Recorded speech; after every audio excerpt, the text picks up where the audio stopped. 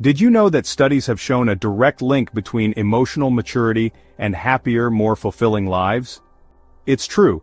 People with higher emotional intelligence tend to have stronger relationships, more success in their careers, and greater overall well-being. Emotional maturity is the ability to understand and manage our emotions effectively, even in challenging situations.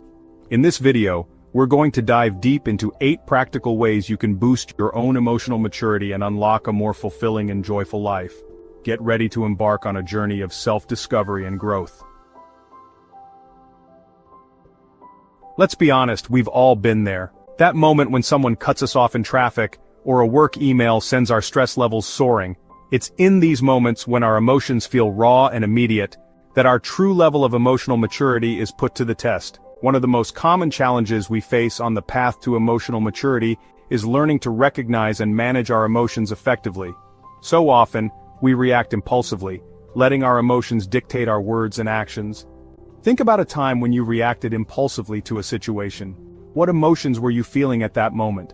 What was the trigger?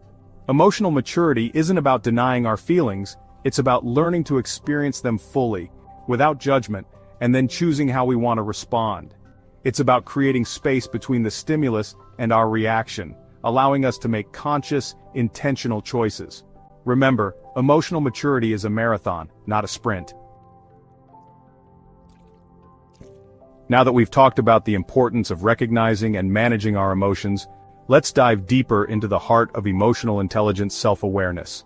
Self-awareness is the ability to understand our own emotions, thoughts, and behaviors, and how they impact ourselves and those around us. Emotionally mature individuals have a deep understanding of their strengths and weaknesses. They are in tune with their values, their passions, and their triggers. One way to cultivate self-awareness is through mindfulness practices like meditation or journaling. These practices help us to quiet the noise of our minds and tune into the present moment. Another powerful tool for developing self-awareness is feedback. When we approach feedback with a growth mindset, we view it as an opportunity for learning and development. We can ask trusted friends, family members, or colleagues to share their perspectives on our strengths and areas where we can improve. The more we understand ourselves, the more equipped we are to navigate the complexities of life with resilience, compassion, and authenticity.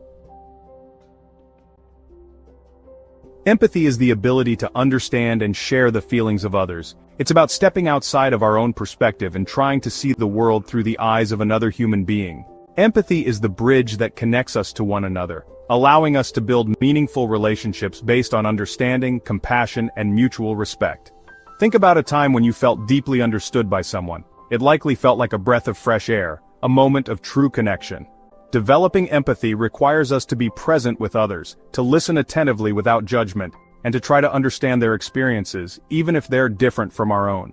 One of the most transformative moments in my own journey of understanding empathy came when I was working with a group of nurses. They were sharing their experiences of compassion fatigue, the emotional exhaustion that can come from caring for others in high-stress environments. As I listened to their stories, I realized that empathy wasn't just about feeling sorry for someone, it was about truly connecting with their humanity, their pain, and their resilience. That day, I learned that empathy requires vulnerability. Chapter 4. Improve your communication skills. Speaking your truth with kindness and clarity. Have you ever had a conversation where you walked away feeling misunderstood, unheard, or even dismissed? We've all been there. Effective communication is the cornerstone of healthy relationships, both personally and professionally. When we communicate effectively, we express ourselves clearly and respectfully, while also being mindful of the other person's perspective. It's about being assertive without being aggressive, listening actively, seeking to understand before being understood. One of the biggest obstacles to effective communication is our own emotional baggage. When we're feeling triggered or defensive, it's easy to let our emotions hijack our words.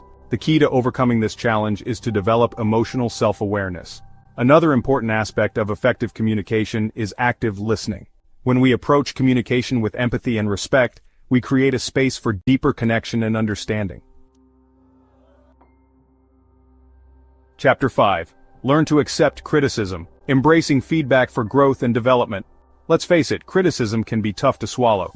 But here's the thing, criticism, when received constructively, is an incredibly powerful tool for growth and development. Emotionally mature individuals understand that criticism isn't a personal attack. It's an opportunity for learning and improvement. They don't shy away from feedback. They embrace it as a chance to gain valuable insights into their blind spots and areas where they can grow. Now, I'm not suggesting that we should accept every piece of criticism that comes our way. There's a difference between constructive criticism and hurtful judgment. When we receive criticism, it's important to take a moment to pause before reacting. Instead of immediately jumping to defend ourselves, we can ask clarifying questions to make sure we understand the feedback. Remember, feedback is a gift, even if it's wrapped in sandpaper. Chapter 6. Set healthy boundaries. Protecting your emotional well-being. Boundaries are essential for emotional maturity because they allow us to show up for ourselves and others with integrity and authenticity. Think of boundaries as your own personal set of rules or guidelines that define what you will and will not accept in your life. They're about honoring your needs, your values, and your limits. One of the biggest challenges we face when it comes to boundaries is learning to say no without feeling guilty. Setting healthy boundaries requires us to be clear about our values and priorities. It's also important to remember that boundaries are not selfish. In fact, setting healthy boundaries is an act of self-care. When we take care of our own emotional well-being, we're better equipped to show up for the people we care about.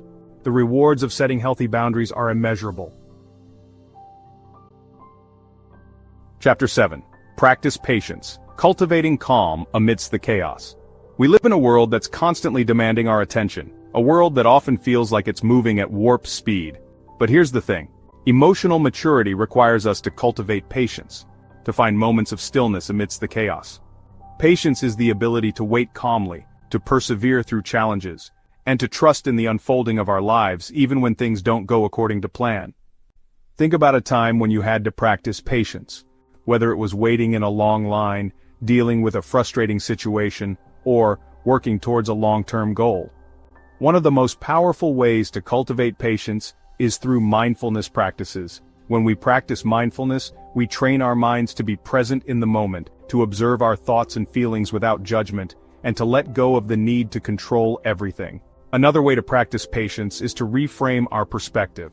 Instead of viewing challenges as setbacks, we can choose to see them as opportunities for growth and learning. Remember, patience is not passivity. Chapter 8. Seek professional help if needed. Embracing support on your journey. We've covered a lot of ground in this video, from recognizing and managing our emotions to developing empathy, setting healthy boundaries, and practicing patience. These are all essential skills for emotional maturity, but I want to be clear about something. The journey of emotional growth isn't always easy, and it's okay to ask for help. There's no shame in seeking professional support from a therapist, counselor, or coach. In fact, it's a sign of strength and self-awareness. A skilled therapist can provide a safe and supportive space for us to explore our emotions, work through past hurts, and develop healthy coping mechanisms. They can help us to identify patterns of behavior that are holding us back and empower us to make positive changes in our lives. If you're struggling with any of the topics we've discussed in this video, please know that you're not alone. Reach out to a trusted friend, family member, or mental health professional. Your emotional health is a precious gift, and it's worth investing in.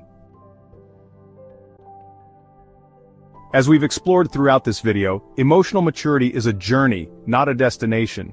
It's a continuous process of self-discovery, growth, and connection. The journey of emotional maturity isn't always easy, but it's an incredibly rewarding one. When we embrace the process of growth, we unlock a deeper sense of purpose, fulfillment, and connection in our lives. Remember, you're not alone on this journey.